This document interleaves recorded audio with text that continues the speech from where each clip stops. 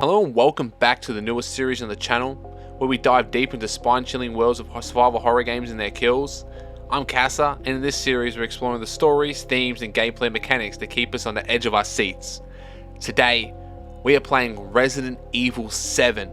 Resident Evil 7 saved the franchise of Resident Evil and may have changed survival horror gaming forever.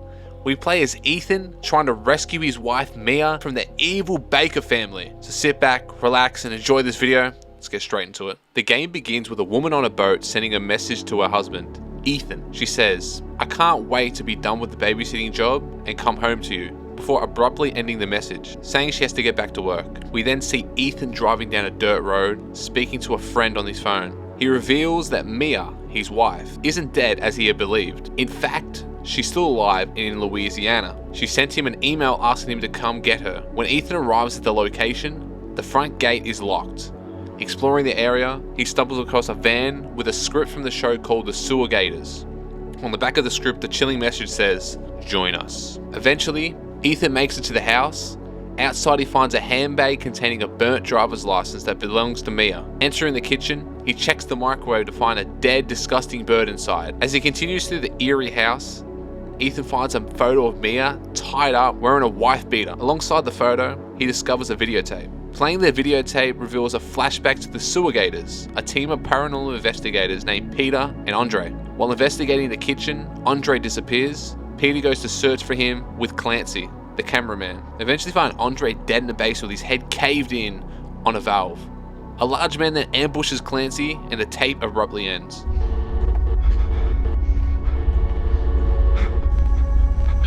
Ethan ventures into the same basement and finds the note listing the victims and their fates. He eventually discovers Mia locked in a cell. She looks disheveled and exhausted, but still is stunning. Ethan frees her and Mia is shocked to see him. She denies sending the message and she says she doesn't remember anything.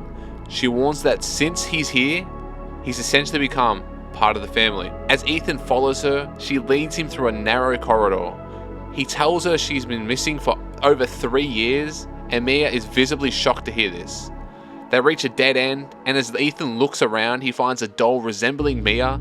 Suddenly, he hears her scream as she's been dragged away. Determined to find her, Ethan presses on. As we descend the stairs, Mia crawls up like a demon. Maybe she's ready for some sexy time, you know what I'm saying? Suddenly, her face contorts into something monstrous, and she leaps at us. Throwing Ethan to the ground, she grabs a knife and stabs him repeatedly. One strike piercing straight through Ethan's hand. We manage to kick her off. Just as quickly she reversed back to her normal self, looking confused. Before we can figure out what's happening, she knocks herself out cold. When we approach her, Mia gets back up, now fully back into her demon form. She hurls Ethan across the room. Desperate, Ethan grabs an axe and a brutal fight ensues. After several strikes, Mia collapses, an axe buried into her neck. Seemingly, she's dead, but looking incredibly sexy. The phone rings, we hear a beautiful, sultry southern accent. She sounds like a bombshell. A mysterious woman named Zoe gives her cryptic instructions. And what the fuck is going on? My name's Zoe. There should be a way out through the attic. Attic. Go there. Now. As we try to reach the attic, Mia ambushes us once again. This time she pins Ethan down with a screwdriver, driving it straight through his hand. She then pulls out a chainsaw with no hesitation, slices off Ethan's hand clean. Ethan screams in agony, clutching his little stump. Later, as we try to exit through the attic, Mia bursts through the window, charging at us with unrelenting fury. Ethan has no choice but to shoot her repeatedly, unloading the whole clip into her face, until she finally collapses for good. This time she's definitely dead. Or so we hope. Before Ethan can catch his breath, a large fat man with glasses knocks him out cold with a single punch. Leaving him next to Mia's body, the man mutters something, then stomps Ethan's lights out, knocking him out completely. Ethan wakes up at the Baker family dinner table, surrounded by Jack, Marguerite, Lucas, and a comatose old woman referred to as Gran. Hey Gran, you're looking good there, Gran, come here, kid. Gran. Lucas throws the food at Ethan, and Jack, unimpressed, slices Lucas' arm clean off. Lucas, "Oh no, mate, not again, old man." It's clear that this isn't the first time this has happened. Jack turns his attention to Ethan, trying to force feed him some disgusting slop that looks like bugs and some more unmentionables. Ethan refuses, but who can blame him? This looks disgusting. And Jack angrily tries to pry open his mouth with a knife. Thankfully, a phone rings, distracting the family long enough for Ethan to break free. As Ethan breaks free, we explore the kitchen, we find a manhole, but we get intercepted by Jack, who slices off Ethan's leg clean from below the knee. Jack taunts him, putting a bottle of medicine in front of himself, urging Ethan to crawl like a little lost mutt. Miraculously, the medicine works and it attaches Ethan's leg and heals it instantly, like it never got cut off in the first place. Later, Ethan encounters a deputy at the window. The cop asks if Ethan lives in the house, explaining that he's investigating a string of missing person reports. He instructs Ethan to meet him in the garage. Once there, Jack shows up and gruesomely kills the deputy by driving a shovel straight through his skull. Ethan tries to escape by getting into the car, but Jack jumps in, ripping off the roof. Taking control, crashing the car into a steel beam. The crash seems to kill Jack, but when the car explodes, he rises, completely engulfed in flames. Jack grabs Ethan, but the flames finally seem to take him down. Thinking it's over, Ethan quips about getting them cheeks back. So we're going to bend over. We're going to get back like every character. I'm not going to show you this one, but we're going to clap some cheeks. However, Jack gets up one last time after his cheeks got absolutely destroyed. Maybe he likes that. Forcing Ethan to blow his head off with a gun. As Ethan explores the house further, Jack reappears, this time with half his head missing, but still alive and just as relentless. Ethan manages to escape, thinking he's finally rid of Jack. Later, Ethan encounters a grotesque humanoid creature called the Molded. They're slimy, disgusting, and annoyingly difficult to eliminate. While searching for the last puzzle piece to unlock the exit, Jack, now shirtless, ambushes Ethan. The encounter triggers an intense boss battle. In the first phase, Ethan unloads his entire clip into Jack's body, wounding him enough to open the cage and retrieve a chainsaw. In the second phase, the fight escalates into a brutal chainsaw duel. Jack wields a giant pair of scissor-like weapons, but Ethan comes out victorious, sawing Jack to pieces. That was a sword fight. Luckily, Ethan outsized him. Finally, Jack collapses for good, and Ethan is able to leave, believing at this time the old man is truly dead. After entering a caravan outside the house, we get a call from Zoe. Zoe, hey. Zozo, you sounding sexy today. You're the first I've ever seen make it this far. So what is it you need me to do? Is it gonna help me get out of here? Yes. Now listen carefully, Ethan. My family and our bodies are contaminated. I can't leave the property unless I get it out. And the same goes for Mia. Is there a way to get it out? We need the serum. It should clear whatever this stuff is out of the body, as long as you're not too far gone. All right, so where is it? If I knew where one was, I'd already be long gone. But I have a feeling my mother has hidden some inside the old house somewhere. So if we get this thing, I can help Mia and we can get out of here? Right. And so can I. The old house is near the water. You can't miss it. All right. I just hope you can handle my mother. Your mother? Be careful. They'll be looking for you. Later, we run into Mia once again, but Lucas, that creepy muck, grabs her. I know, you're right, and I always wanted to tell you, but I can only remember a little and the rest is just gone. Dad, alright? You mind if I borrow Mommy for a little bit? Don't you stand there. Do something! Ethan, help! We reach the outhouse, where a boss battle with Marguerite begins. She busts through a window and grabs Ethan.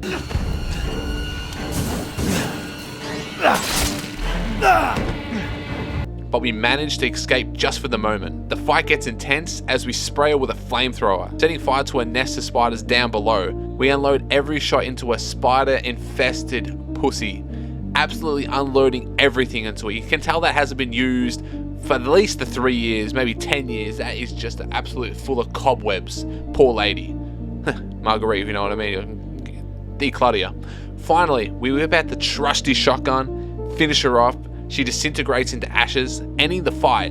Boss battle number 2 is complete. Now it's time to track down Lucas and save Mia once and for all. On the road to finding Lucas, we find the D-series arm needed for the vaccine. On the way, we stumble across Zoe's bra. I may have to steal this, you know what I mean? Like, it's too good. Like, Zoe. Hey. Zoe calls once again, giving us further instructions.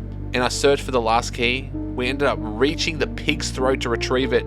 Absolutely disgusting, but necessary. Meanwhile, Gran, hey. But somehow still iconic and looking good doing it too. Finally, we arrive at Lucas's section.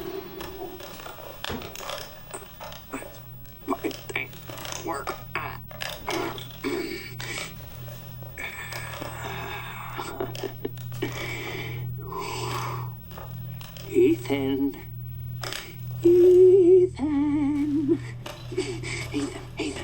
hold on, I got something for you.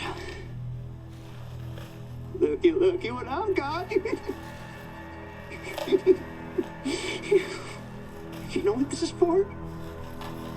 You know what Zoe wants to do with this?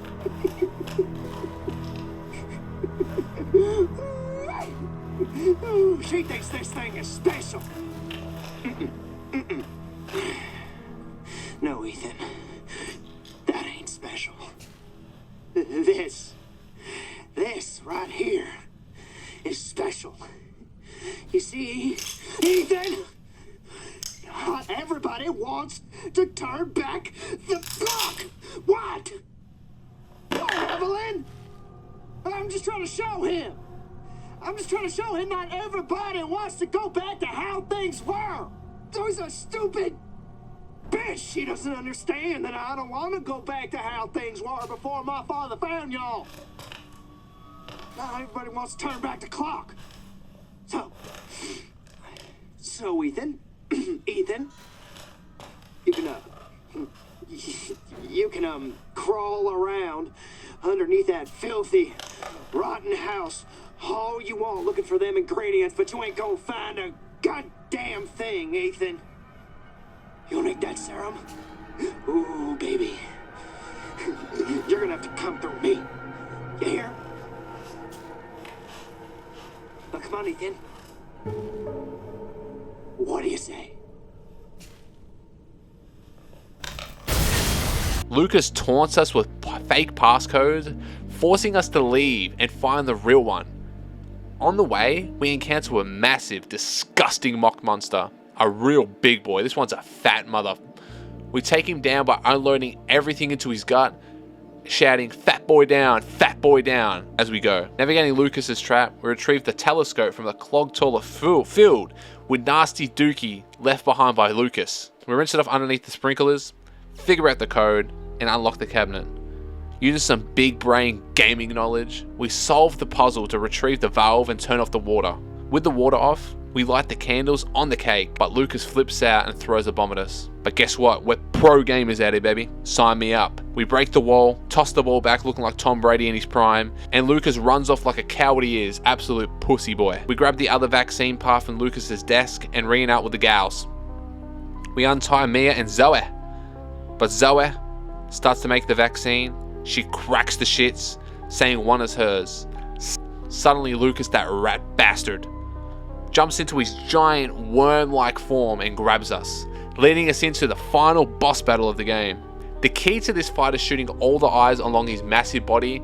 Easier said than done. Finding that the last eye took forever.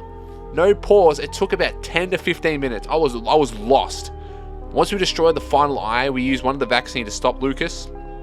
But that means we're only left with one vaccine remaining. Now it comes down to one choice. Is it Mia or Zoe?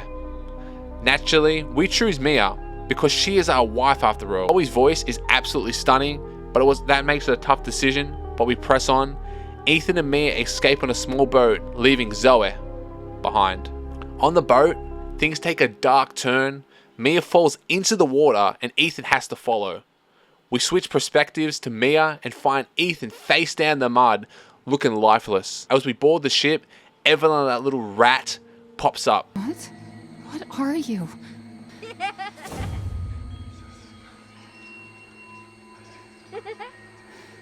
We play the tape that reveals Mia's backstory. showing what happened on my actual birthday, October 5th, evidently enough. That's weird coincidence. We see Evelyne's father, who warns Mia that Eve has infected him and is dangerous. Before succumbing to his injuries, he urges Mia to find her. Mia tries but fails. Eveline ends up killing her father, turning him into dust. The girl is a full-on little bitch. Turning a corner, we find Eveline, who throws a tantrum, explodes the boat, killing everyone except for Mia, throwing her off overboard.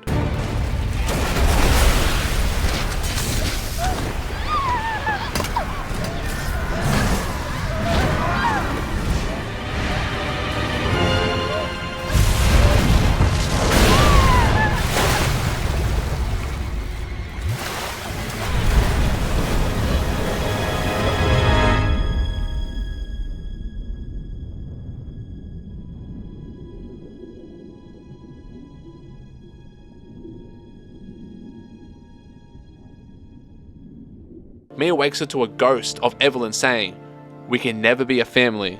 Mia fires back, we don't need you, you little bitch." We check the cameras and see Ethan trapped in the muck, looking lifeless. Eventually we find him, but... Ethan? Hey, shh. I know. I'm not gonna hurt you. Hell, I never would have if I could have helped you. What do you mean? I'm no killer, son. Neither is Marguerite, nor my boy Lucas, or even Zoe here. That girl, Eveline, she did this. What the hell is she? No, what did she do to you? She infected us with her gift. That's what she calls it. I found her near a busted out tanker in the bayou. Everything changed after that. So she infects you and then she takes control? No. Not exactly, son. She just... She forces her way into your mind, your soul. You can't fight back. You are connected to her, and you can't resist the urge to... Oh, you're a different person after that. Just like Mia. So Mia sent me that message because of Eveline. Listen, the girl just wants a family of her own. She's the key, all right? You find her, and you stop her. Ethan, free my family. Please.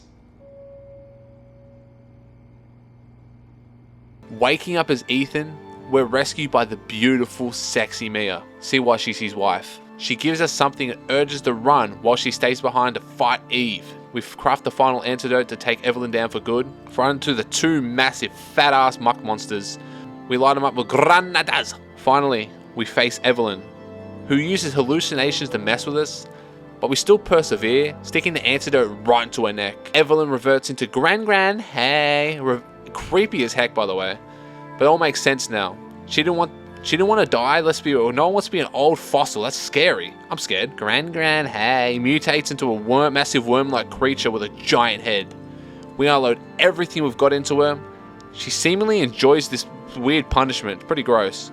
She tosses us outside, showing us how massive she truly is. After a relentless fight, we take her down for good.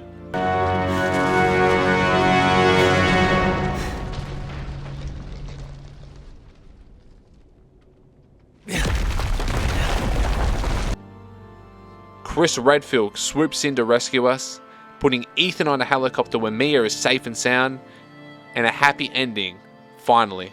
Glad. Did I?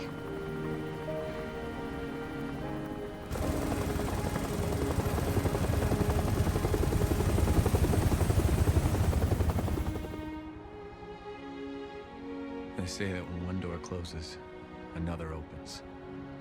Well, a door closed tonight. And what a long night it was. But not just for me. Mia and I weren't the only victims here. So were the Bakers. It was that thing, Eveline, who made them that way. But now Eveline's dead. And these guys are here to clean up the mess. I had just come to terms with losing Mia. But now she's back and wants to start over. Put all this behind us. Maybe this is where the next door opens.